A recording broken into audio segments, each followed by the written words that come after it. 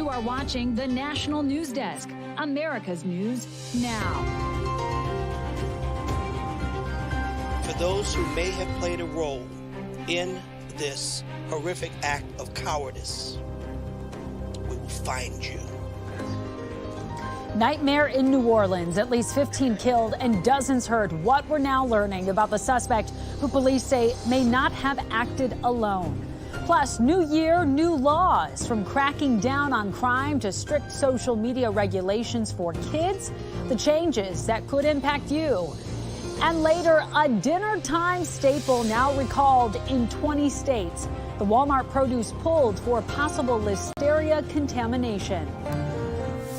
This is the National News Desk, America's News Now. I'm Amira David. Breaking news as we come on the air. The suspect behind a deadly rampage that killed at least 15 and injured dozens more in New Orleans overnight has been identified. Just hours after partygoers rang in the new year, a driver plowed his truck into a crowd of people enjoying the festivities on Bourbon Street. Police say that suspect, an Army veteran, is now dead, but they do believe this was an act of terror and he may not have acted alone. Our Kayla Gaskins joining us now with the very latest.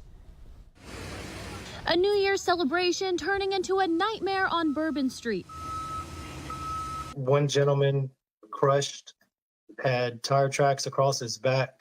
At 3:15 a.m. Wednesday morning in New Orleans, a man, now identified by the FBI as 42-year-old Samsudin Jabbar from Texas, intentionally drove a pickup truck with an ISIS flag attached to its trailer hitch into a crowded street in the city's famous French Quarter, where Bourbon Street meets Canal Street. Disfigurement and the bodies strewn, something you can't unsee, you'll never forget. The FBI confirming Jabbar is a U.S. citizen and a 10-year veteran of the U.S. Army, deploying to Afghanistan in 2009. Jabbar died in a shootout with police, but not before hitting two of the officers with bullets. Both are reportedly in stable condition. He was hell-bent on creating the carnage and the damage that he did. City officials say the attacker wore full military gear. New Orleans Mayor LaToya Cantrell spoke shortly after the tragedy. The city of New Orleans was impacted by a terrorist attack. The FBI confirming they are investigating it as an act of terror. They're also investigating Jabbar's ties to terror organizations. We do not believe that Jabbar was solely responsible. We are aggressively running down every lead, including those of his known associates. More weapons and possible explosives were found in the trunk. Other potential explosives were found around the French Quarter. I know that the federal response is going to be immense and vigorous and prompt. President Biden releasing a statement Wednesday morning promising every resource available to get to the bottom of what happened as quickly as possible. Donald Trump taking to Truth Social, saying his incoming administration will fully support the city of New Orleans as they investigate and recover from this act of pure evil. The attack came as New Orleans prepared to host the Sugar Bowl on New Year's Day and the Super Bowl next month. Officials postponed the Sugar Bowl to Thursday. I'm Kayla Gaskins reporting. Police tonight also investigating a Cybertruck explosion in Las Vegas, directly in front of the Trump Hotel there. This is what you're looking at. You're looking at the video that was taken by a hotel guest of that incident. Authorities reportedly looking into whether this too was an act of terror. Police say the driver pulled into the valet area of the property, and that's when the truck went up in flames, killing the driver. In total, as the sheriff said, there were 7 minor injuries, 2 of which were transported to UMC, again for minor injuries, and there is 1 fatality within the Cybertruck. And police say they expect to learn more about the cause of the blast in the next 24 hours. In Hawaii, at least 3 people are dead and 20 critically injured after a New Year's Eve fireworks explosion in the Honolulu area. The fire department said it happened right before midnight outside of someone's home. The victims' identities were not immediately released. The fire department is now looking into what caused that explosion. And a man is charged with attempted murder and assault, accused of pushing another man onto a New York City subway track yesterday. Police identified the suspect as 23-year-old Camel Hawkins. The 45-year-old victim, Joseph Linsky, is in the hospital in critical but stable condition as of last night with multiple injuries. Authorities said he was not hit directly by the train. South Korean officials say they've extracted data from the voice recorder in the cockpit of the plane that crashed on Sunday at Muan International Airport, killing 179 people on board. They are now converting it to audio files to understand what caused the accident. This as families of the victims visited the crash site today for a memorial service. Electricity for almost everyone in Puerto Rico is back. The electric company Luma saying most customers are in service after a blackout hit most of the island yesterday. But one customer says he and others in his community are extremely frustrated. The company just keep on hiking prices and not doing what they're supposed to do. So, I mean, it's kind of frustrating, but at the same time, we keep on going. Luma says there was a cable failure and they are investigating further. Detectives are investigating the death of 4 adults in Washington state. Deputies responded to a welfare check at a home in Pierce County yesterday and found 4 bodies. Officials said they're not looking for any suspects and don't think there's a threat to the public at the moment. They said they ruled out carbon monoxide poisoning. It is expected to be an in-depth investigation.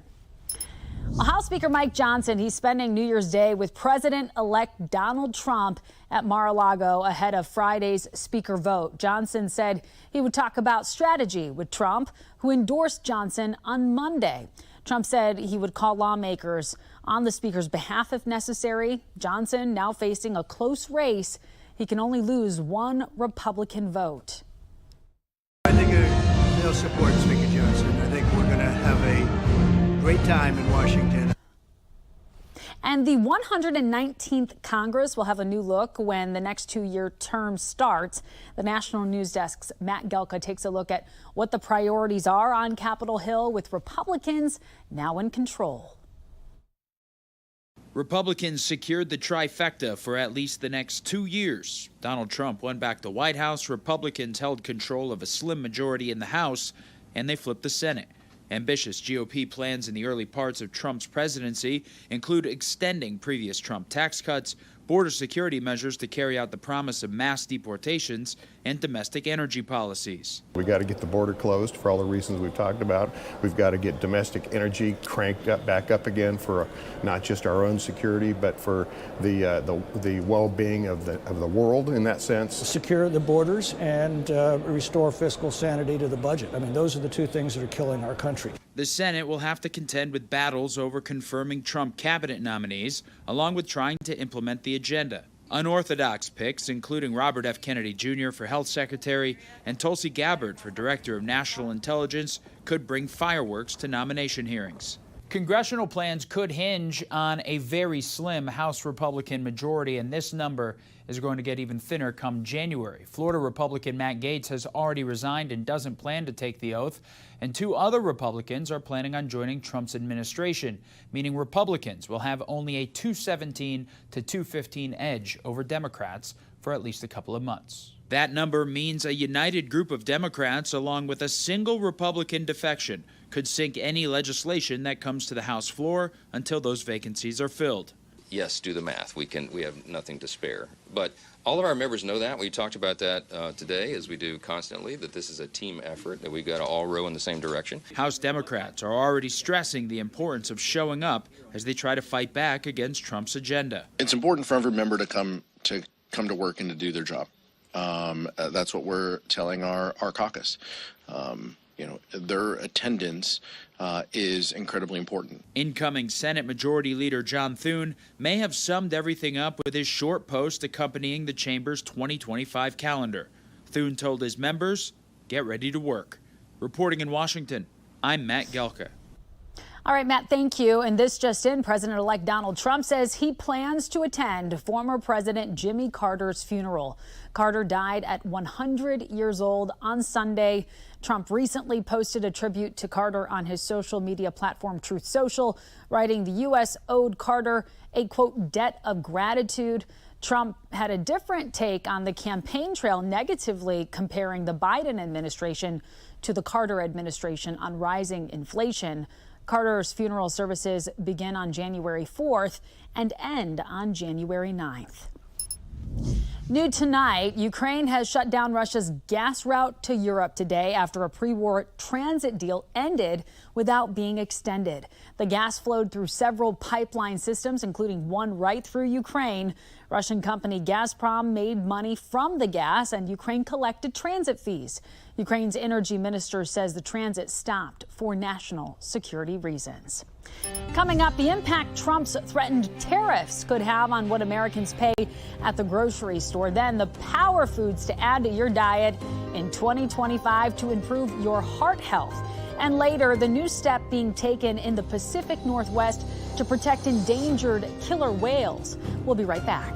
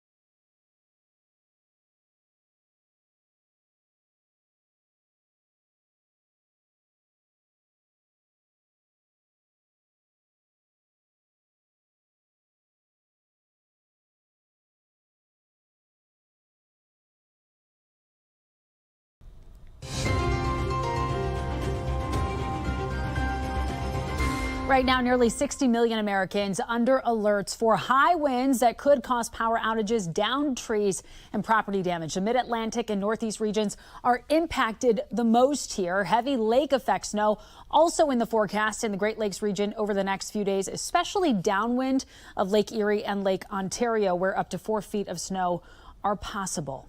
And new year, new tariffs as we enter 2025 and President-elect Trump gears up to take office. Many wait to see if he'll make good on his promise to impose tariffs on Mexico, Canada, and China. Experts say it could have a sizable impact on what consumers pay at the store. Our Cassie Arsenal takes a look at why your future grocery run could cost a bit more. Your next grocery run could cost more, and that's because President-elect Trump plans to sign an executive order on day one that would put 25% tariffs on all goods from Canada and Mexico, and additional tariffs on top of the ones we already have on all goods from China. And these three countries alone, they supply nearly 45% of all of our food and beverage imports. Now let's start with what a tariff is in the first place. It's a tax on imported goods that companies pay to the government when they import products to the United States. And that tax is usually passed on to the consumer in the form of, you guessed it, higher prices. Now the purpose is to raise the prices of foreign produced goods so that you, the consumer, will purchase less expensive domestic goods and services in the United States. Now, a tariff is nothing new, and its purpose is really to protect the United States industries from foreign competitors and then raise revenue for our government. Currently, the U.S. imports nearly a fifth of its food supply from abroad. Since 2020, we've seen our imports from the rest of the world increase while our exports have decreased. And the idea is imposing tariffs will balance the trade deficit. And that's not necessarily true, because the reason that we're seeing this gap is because the United States has a strong dollar currency, which makes it easier for us to import foreign products. So based on what Trump has said, what products could get more expensive? Well, here's a data-driven look at the foods most vulnerable to the tariffs done by Trace One. Now, your occasional Modelo or Corona beer from Mexico could go up, and because of that price increase, it will likely indirectly raise the price of all other beers. And groceries like avocados, tomatoes, garlic, which are also big imports from Mexico, will likely increase. Some other products to watch for are bread and pastries, coffee, frozen shrimp, and oils. The places where we import a lot are, nuts, for instance, which the United States is really not good at producing. And if we were to impose a tariff, we would not see nuts production come back to the United States. People that enjoy nuts would have to just pay more for foreign nuts. And it's not just tariffs. Also coming this year are new laws. Here are some of the changes taking effect today. Several states have new gun laws. Binary triggers and forced reset triggers are banned in Minnesota. Those make firearms more powerful. People buying guns in California will get a guide about the risks of owning one. In Colorado, handguns in unoccupied cars have to be locked away out of sight. But in New Hampshire, you can now have a gun with you on an employer's property if it's stored properly in your car. California is also cracking down on crime. Smash and grab theft has stricter sentences, and it's easier for police to arrest people for shoplifting. And several new laws impacting youth. Gender transitioning surgery for minors is now illegal in New Hampshire. In Florida, those under the age of 14 can no longer have social media. That might not be enforced because of legal challenges. And the 10 Commandments have to be displayed in public school classrooms in Louisiana. One of the most famous Starbucks stores in the country is closing for good. The company says it's leaving Seattle's Pike Place location that tourists often mistakenly visit thinking it's the original Starbucks. Public safety concerns were cited as some of the reasons. It's the second major tenant on that block to leave, but one nearby business owner remains hopeful. I really hope that something does get there soon and it doesn't become like all the other businesses on like 3rd Avenue where it's just an empty space now. Broccoli sold in 20 states is being recalled for possible listeria. It's the Braga Fresh 12-ounce bags of market-side broccoli florets sold exclusively at Walmart. They're no longer being sold, but you should throw them away if you have them in your freezer. Listeria can cause severe infections in children, elderly people, and those with compromised immune systems. And this year, if you want to take a step toward good health, adding a few good foods to your menu could help a whole lot, especially when it comes to your heart. Medical reporter Liz Bonas shares some key ingredients to reduce the odds of heart attack and stroke. Hey there, everybody. Winter months, a high-risk time for heart attacks. So cardiologists are reminding all of us that a little hearty eating will allow you to eat to your heart's content. It also may make a difference, however, to know the early warning signs of a heart attack. We try to ignore our symptoms, but we shouldn't, especially if you have a history of heart disease. Dr. Puvi Shishaya says since time is muscle, there's about a 6-minute window where your heart and your brain can survive before damage sets in after a heart attack. So he says if you notice chest pain, that you feel weak or lightheaded, that you feel pain in your jaw, arm, or shoulder, or you feel shortness of breath, you should immediately call 911. But Dr. Shishaya also told me his preference as an interventional cardiologist at Ohio's Christ Hospital is to prevent these symptoms with a healthy lifestyle and mind-body exercise, as well as a Mediterranean diet. I always bring the best and best and best. Fari Ozdil is the owner of Ohio's Cafe Mediterranean. The diet itself includes at least 10 foods now recommended for heart health. Number 1 is a Fari favorite. The most important ingredient and my 99% olive oil comes from Mediterranean, one of the Mediterranean country, and it makes huge difference. Second food is salmon, with other good fats for the heart in addition to the olive oil. Then come leafy greens, beans, avocado, all loaded with fiber and antioxidants. A couple of fruits also make the list due to their rich colors. These include berries and apples. Finally, round out the top 10 with tomatoes, which contain lycopene in their red color. nuts, which are packed with good plant protein, and yogurt, which provides good gut bacteria. Now, a few guilty pleasures, also part of the Mediterranean diet. They include coffee and dark chocolate. With your health news, I'm Liz Bonus reporting. Good to know, Liz. Thank you. Coming up, two friends say they bonded for life after a life-saving transplant. The heartwarming story when we return.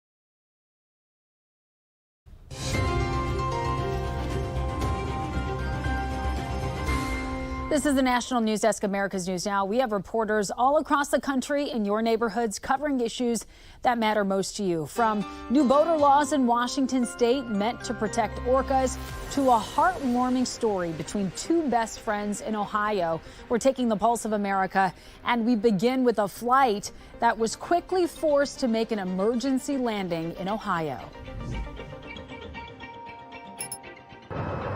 SkyWest Flight 4644 was set to leave West Virginia International Yeager Airport in Charleston with a full house on board.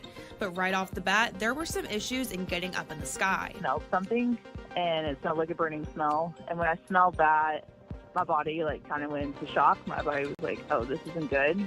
And so everyone was just kind of looking around, and I looked at the guy beside me, and I asked him if he smelled that, and he was like, yeah, I smell that. Suddenly, the smoke alarms in the plane went off, and the passenger says the staff on board started to panic with them. She seemed to be panicking, so I knew it wasn't good.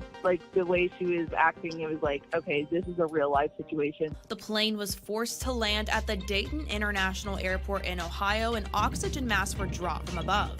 The passenger we spoke to said she saw others starting to pray. Not ready to get back on an airplane right now, but I'm hoping, with therapy, that I'll be able to, work through it.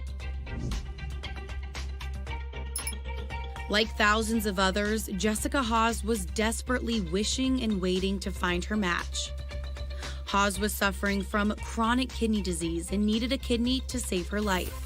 Megan Schultz is Hawes' friend and college sorority sister, and now is a part of her friend's life forever. I have some exciting news for you. I have a match. Oh, just the weight has been lifted. It's Megan. She saved my life. Flash forward 6 months later, and Jessica received the best Christmas gift she could ever ask for, a new kidney. Megan says Jessica and her family are now her family, bonded together forever. It's so wild. It's wild to think about, a piece of me is working in her, and it's working so well, and it's just incredible to think about that. Jessica says Megan is now her angel, godsend, and hero. I just love you so much, and I can't wait to see where your life goes and where you go, and I can't wait to be part of it.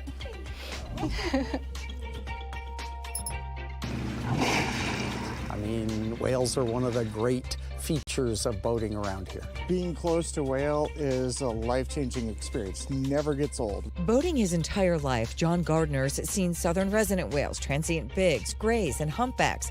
Washington's new law will keep Gardner and all others out on the water 1,000 yards away from southern resident killer whales. So it's not about having the perfect measurement here. It's about changing the mindset to give these whales as much space as possible. Julie Watson, the state's leader for its killer whale policy, tells me this new law creates a uniform policy for everyone on the water, commercial, recreational, even kayakers and paddleboarders. You know, you will do your best to try to look to see if you can see any of the breaches ahead of time, any of the spray coming off of them, to try to keep your distance, but they can come up for sure. I think we'd like to keep them around if we can. And coming up, the spectacular natural light show captured on New Year's Eve in the United States. We'll be right back.